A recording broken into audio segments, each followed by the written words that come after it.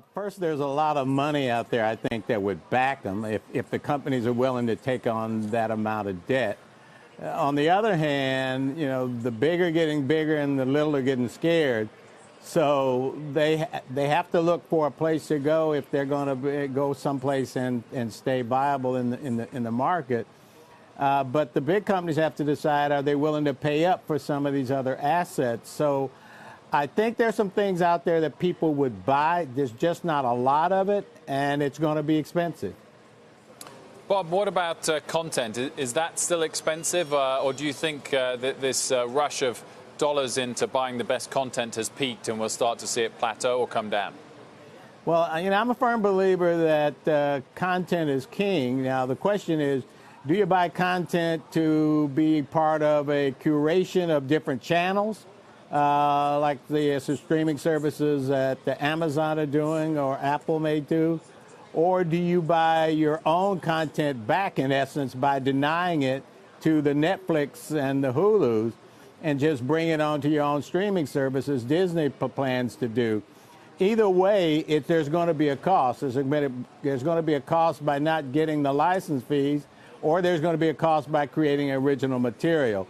But I still believe that people don't watch just technology. They watch content. They watch programming.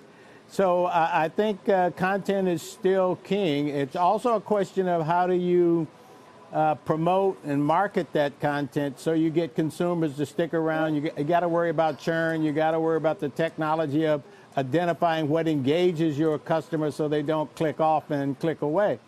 And that's a challenge.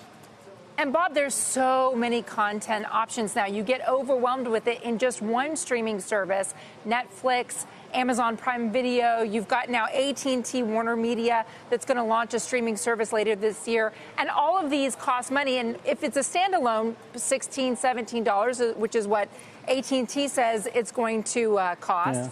Big deal. But you try to bundle those all together and figure out content. Is this a scenario where those who are late to the party miss out entirely, a la if you missed being on cable in the 90s?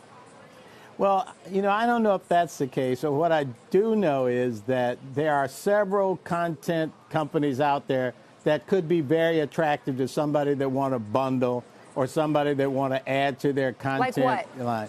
Well, there's Discovery out there, which is obviously a great asset. You got to deal with John Malone to get it, or Lionsgate and that kind of thing. There's also AMC, which is a very attractive asset in terms of content creation and audience. And also, I think there's an opportunity for what I call targeted content companies to find a place and build a brand and ultimately may be acquired. We have one in our partnership with AMC called Acorn Media, which distributes British mysteries and dramas. You know, so there, and of course UMC, our urban movie channel, which targets African American consumers. So there are ways to create brands that could one day become acquired. But I think when you look at all the landscape, the big companies that have merged because, in this case, buying is better than trying to build. The question is, how many of those can survive in the world of choices where consumers are going to decide how many dollars they want to put for somewhat similarly related content. And there's only so much library stuff that they haven't seen, and original programming is both expensive and challenging to make.